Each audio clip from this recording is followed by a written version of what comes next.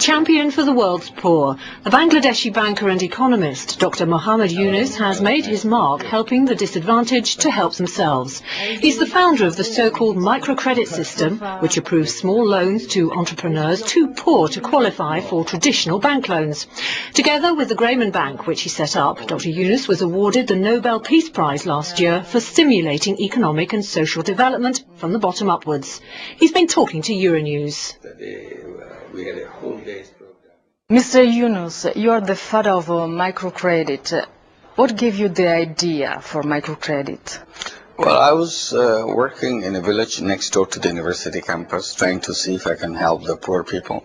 And I saw the moneylenders' activities there, and I wanted to see how much they are involved in it. When I made a list of people who are borrowing money from moneylenders, I had 42 names on my list. And the total money they borrowed was $27. So I thought I can solve this problem very easily if I give the money from my pocket. They can pay back the money lenders and they'll be free from their all the conditionalities. And that's what I did. And it started. So I took the money with me, signing all the papers, and gave the money to the people and came up with some simple rules so that it encourages them to pay back the loan. And it's 100% payment. That's how it all began in 1976. In the last 15 years, economic growth in Bangladesh has been around 5%. The World Bank says that this is down to trade liberalization. It made no mention of microcredit. Why is this? And do you think the economic mainstream underestimate microcredit? The traditional way of measuring GDP doesn't pay enough attention to the informal sector. So this is a new thing. Microcredit is a new thing. It doesn't reflect in the GDP figure as much as it needs to be done. Do you think that cultural differences stand in the way of economic development? So cultural things sometimes appear as a kind of a barrier in economic development. But economic development is a process of change.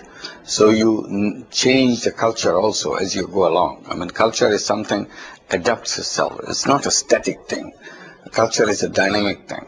You have been very critical anyway towards the EU Common Agriculture Policy. What would you propose as an alternative to this policy? One is the subsidy part of it. So opening as much as possible. We are talking about liberalization, but we continue with the subsidy. So as soon as possible, if the market can be open, this is where if the agriculture products can come from the third world countries to Europe, that will help third world countries to concentrate on agriculture and export of agriculture to Europe. That's the point I was making. Venezuelan President Hugo Chavez proposed to create a southern bank, a bank for the Latin American countries, which is going to be mostly a social bank. What do you think of this drive towards political and economical autonomy? And do you think we are going to have the same thing in few years, even in Africa or in the southeast? Well, there are already regional banks, but all this money comes from the West.